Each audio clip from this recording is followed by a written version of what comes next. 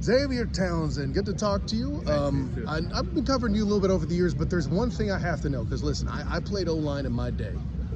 In my opinion, practice didn't really start. It wasn't starting to get intense until I saw my skill guys on the outside, John. Oh, yeah. Has that happened in practice yet in this fall camp?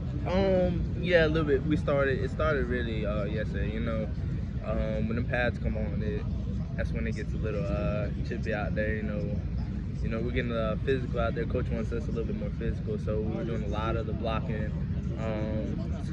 So going against the DBs, you heard a little bit out there. So I'm sure in the next few days it's going to be a lot more. So. See, I'm glad to hear that, because I asked Ladarius Townsend, about whether the jawing has started on the first day. It felt like you guys were still going, getting your spots right, getting your motions right. It wasn't happening yet. Right. He said when we put the pads on, it's going to get started. That's what's happening. That's exactly right. Yeah. What's up, KJ? And the reason why I bring that up, but let's go back to camp a little bit. Obviously, you shined really big in over the summer camp when Kobe was missing practice and stuff. But it felt like he was kind of talking trash with the DB coaches as your ambassador. Exactly. First of all, how fun was that to watch? I know I'm going back to old stuff, but that was fun to watch. Yeah, exactly.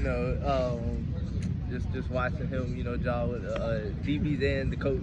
So I mean, he did it for us, so we could focus on everything. But of course, we hopped into a little bit. But yeah, it's awesome when we get to talk back and forth with each other. And obviously, you shined a little bit on the field during that time. But now that Kobe's back in the rotation, you guys are on either side. What's that been like? Has it been what you hoped it would be? What's working about it? For sure, I think having us both on the field, is a great thing. We kind of help each other out, because when there's one of us on the field, they can play two on us or bracket us and stuff like that. But when you got both of us on the field, you have to play pretty even.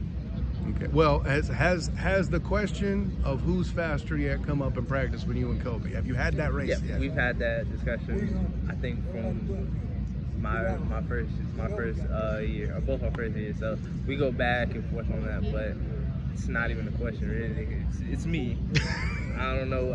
He just be talking over there. So whenever you ask him that question, he better say me or he's lying. Fair enough. So, but on the topic, listen, what I've talked, I was just on Locked On Big 12 the other day, and the term that host kept using to describe your squad was all the horses are in the stable. One, I'm sure you agree with that, but what kind of opportunity, or is that more pressure on you to produce, like when you hear and you acknowledge, hey, we got guys in this stable? What is that what's your reaction to that? What's your thought on that? I wouldn't say it's any pressure, it's more excitement, we know what we have, and so we're just excited to, go on that field and show everybody, this is what we got, and we're coming out with it, so, it's more excitement rather than pressure. Well, let me ask you, take me into the mind of the DB corps on something here real quick, because I played O-line in my day, and the conversation would always be about food. You got to do something to keep that big, right? Yeah. What would you say is the DB equivalent to that conversation? Like, I don't know if you guys have music in common or what it is that you share together that you talk about. How is it you guys bond? With the DBs? Yeah. Competition. Okay. We compete in everything we do. Whether it's lifting on the field, running, of course doing one-on-ones, anything like literally everything. We love to compete. That's what we do. Of course, we do have the same taste in music and everything like that. So I mean, you can put some music on for us. We all cool. Because I mentioned the playlist down on Monday. It had me bobbing my head. And I'm an old guy. I get it, but as obviously we were talking about you guys, with the receivers, racing and doing all that. That used to happen back when I played. I knew what that was. That's why I asked you about the DBs in particular. But let's stick with that. The question I always like to ask the other side, and like when I'm talking to Ladarius later or whoever is out here for the DBs, I'm gonna ask him what he thinks of the receiver corps, because they have the guys you practice against know most about you. Exactly. What would you say is the defensive back's strength? What's kind of their identity when you play them? They're physical bunch. They're gonna get beat in your face, gonna put your hands on you, come across that middle, be ready to get hit, they attack the ball, fast as well. So I mean they're real, but I think they're the word to describe them, they're dogs, physical. They at the end of the day you're gonna have a few bruises on you, but that's a fun thing about football. So we're expecting a lot of that meme with the X-ray and the dog. Oh that. yeah, You got that dog. Okay. They come down to hit too. Yeah. So let me take it this direction to kind of wrap things up. You're a guy with a varied skill set, can do a lot of things. I'm not asking for playbook stuff, Right. but there an opportunity you might see some special stuff out there from you that's less wide receiver typical.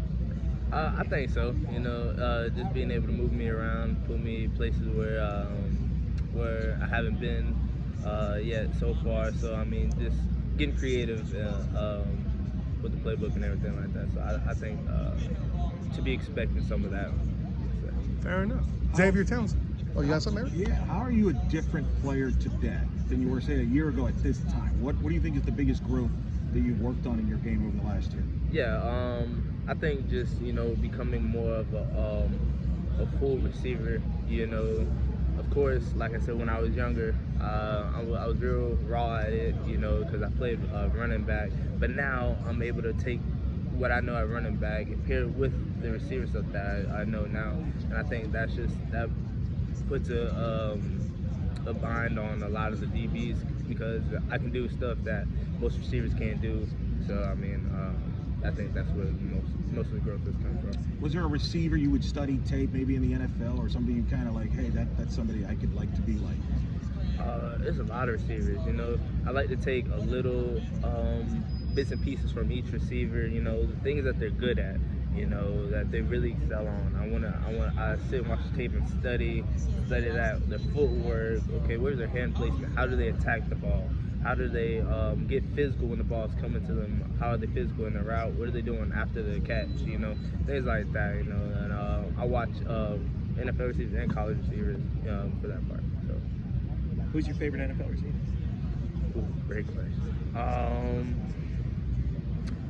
Somebody that I kind of mirror myself after, I feel like it's pretty similar. I like to say Debo Samuel. Yeah, because he's versatile. He can do a lot of stuff. He can be in that backfield. He can run routes. He can catch. He can catch. You know, with the ball in his hands after that. So, you know, I think Debo. The Niner fan approves, absolutely. By the way, a guy you may want to check out on YouTube that's kind of similar to you in style too might be a Hines Ward. I don't know if you know that name, but so I don't know if you smile after you hear. Yeah, I know. Some of these cats been born like in the late '90s, man. Come on now, you know I gotta acknowledge I'm the old guy. See, I got a Hines Ward jersey at home. That's what he don't know about. Anyways, so no, well, if you guys don't have anything else, that was great, man. Thank you. Hey man, thanks.